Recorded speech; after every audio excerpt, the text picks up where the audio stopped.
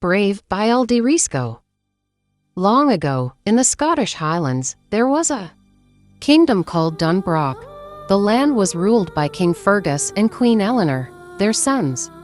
The triplet princes were a trio of mischief makers. And then there was Merida, the princess of Dunbroch. Every day, Queen Eleanor spent hour after hour teaching Merida how a princess should behave, but Merida refused to listen. Sometimes the queen wondered how she would ever get through to her daughter. Merida dreaded her mother's lessons. She preferred riding her horse, Angus, and practicing with her bow and arrows. Merida was a skilled archer and rarely missed a shot. One day, Queen Eleanor told her daughter it was time to follow family tradition and invite suitors from 3 Highland clans to compete for the princess's hand in marriage. But Merida said she wasn't ready to marry. Queen Eleanor told her a legend about an ancient prince who had refused to follow the traditions of his kingdom. He had split from his 3 brothers, and their kingdom had fallen. Legends are lessons, said the queen. Merida was not convinced. But the clans were already on their way. A few days later, the royal family received them in the castle's great hall. Lords Macintosh, MacGuffin, and Dingwall stepped forward to present their firstborn sons, the suitors who would compete for the princess's hand in the Highland Games. Young Macintosh was the first suitor, with his own sword. He vanquished 1,000 foes. His father, Lord Macintosh, bragged. The next suitor was young MacGuffin, with his bare hands. He vanquished 2,000 foes. His father, Lord MacGuffin, boasted. Dingwall was last. He vanquished 10,000 foes single-handedly. His father, Lord Dingwall, bluffed. Queen Eleanor outlined the rules of the Highland Games. Only the firstborn descendant of each of the clan leaders could compete for the hand of the princess. The princess herself would choose the challenge. Merida's eyes lit up. Firstborn, she thought. Suddenly, she had an idea. I choose archery, she cried. The competition took place on the castle grounds. That very afternoon, young MacGuffin almost missed his target altogether. Young Macintosh's shot was better, but his attitude was not. Dingwall was the worst archer of all, but somehow he hit the bull's eye. Then Merida appeared on the field. I am the firstborn descendant of Clan Dunbroch, she declared. And I will be shooting for my own hand. I forbid it, Queen Eleanor cried. But Merida ignored her mother and took aim.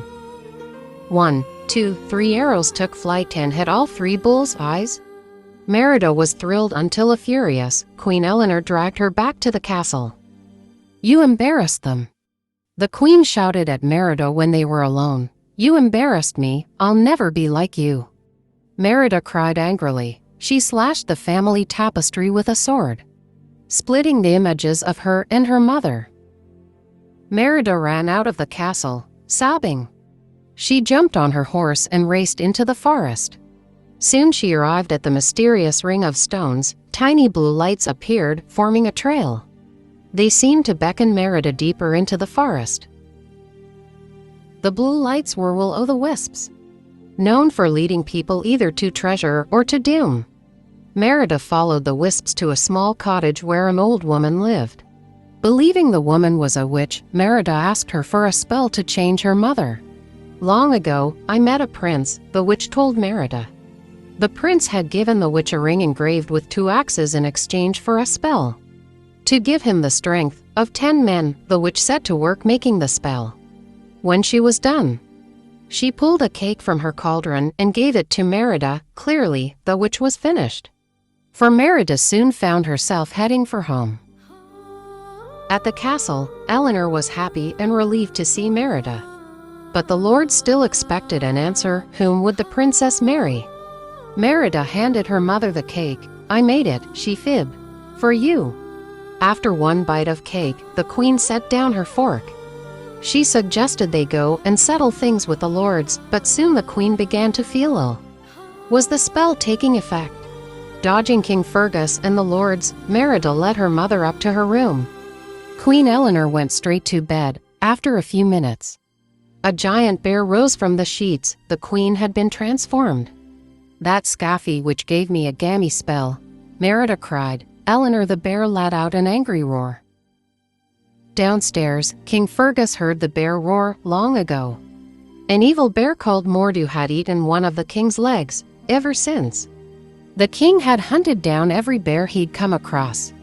And now there was a bear in his castle. King Fergus quickly gathered all the clans for a hunt.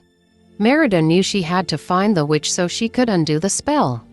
She asked her brothers to distract the king, so she and her mother could slip out of the castle. The triplets used a chicken to cast the shadow of a bear on the wall. When the king saw it, he took off after the bear, leading the hunting party in the wrong direction. Merida and her mother quickly headed for the woods. Merida led her mother to the witch's cottage. The witch was gone, but she had left a message in her cauldron. "Fate be changed, look inside. Mend the bond torn by pride." Suddenly, a white cloud filled the air. When it cleared, the cottage was gone. The desperate pair could find nothing to undo the spell. The next morning, Eleanor picked some berries for breakfast and sat down to her queenly meal. Merida decided to get them a real breakfast. In a nearby stream, Merida caught a fish. She showed Eleanor how to catch fish, too, and together they played and splashed in the river. For the first time in a long while, mother and daughter enjoyed each other's company. By late afternoon, Merida and Eleanor had spotted a trail of wisps. They followed it through the fog to the ruins of an ancient castle, where Merida noticed a symbol of crossed axes carved into the stone. As they looked around the ruins, Merida tumbled into the castle's throne room. There she saw a stone carving of 4 brothers, princes all but the 4th brother was broken off. It was just like her mother's legend, split, Merida whispered, like the tapestry. Merida noticed deep claw marks throughout the room. "The strength of 10 men," Merida said, recalling the witch's words and the prince's ring with the crossed axes. The prince became Mordu. Just then, Mordu appeared. Mordu lunged at Merida, but the queen pulled the princess out of his reach just in time. Merida and her mother raced away from the ruined castle. At the Ring of Stones, Merida realized she had to mend the bond torn by pride, as the witch's message had told her. That meant returning to the castle and mending the family tapestry she had torn. Mother and daughter headed home as fast as they could. Merida sneaked her mother into the great hall. The clans were brawling over Merida. Eleanor hid in the shadows and coached her daughter through a speech. Merida announced, "The queen feels in her heart that we should be free to follow our own hearts and find love in our own time." Moved by Merida's words, the young lords decided that they wanted to be able to choose their own fates, too. "That settles it," said Lord MacGuffin. The lords agreed that Merida and the young men should be free to marry whomever they wished.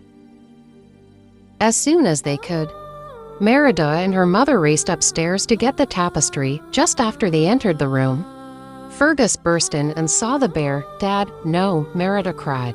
"It's not what you think." The king swung his sword. Eleanor ran out the door and down the hallway. The clans chased her as she escaped from the castle. Merida tried to explain to her father what had happened, but Fergus didn't believe her. He locked Merida in the tapestry room to keep her safe. Then he raced off to hunt the bear. Meanwhile, the triplets had eaten the magic cake and become bears. Too, Merida had to fix the tapestry to save her mother and her brothers. After the triplets freed their sister, they all climbed onto Angus and raced after their mother. All the while, Merida mended the tapestry. Merida found the hunters at the Ring of Stones. The men had captured Eleanor. "I won't let you kill my mother," Merida cried. She swung her sword at King Fergus's wooden leg, chopping it clean off. Suddenly, Mordu burst into the Ring of Stones. The clans rushed to attack him, but they were no match for the beast. Mordu quickly closed in on Merida, determined to protect her daughter. Eleanor gathered her strength and broke free. Then she charged Mordu. The 2 bears clashed. After a fierce battle, Eleanor slammed Mordu against a standing stone. The great rock broke apart, crushing Mordu. The battle won, Merida wrapped the mended tapestry around Eleanor.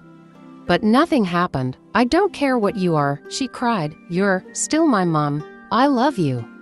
Merida buried her face in Eleanor's fur and wept as dawn began to break.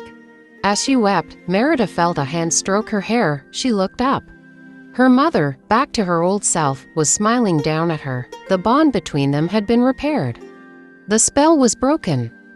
Soon Merida and Queen Eleanor were spending more time together and enjoying each other's company. The queen knew Merida would marry someday, but not until she was ready. And Merida knew that she didn't want to change anything about her mother. She loved the queen just the way she was.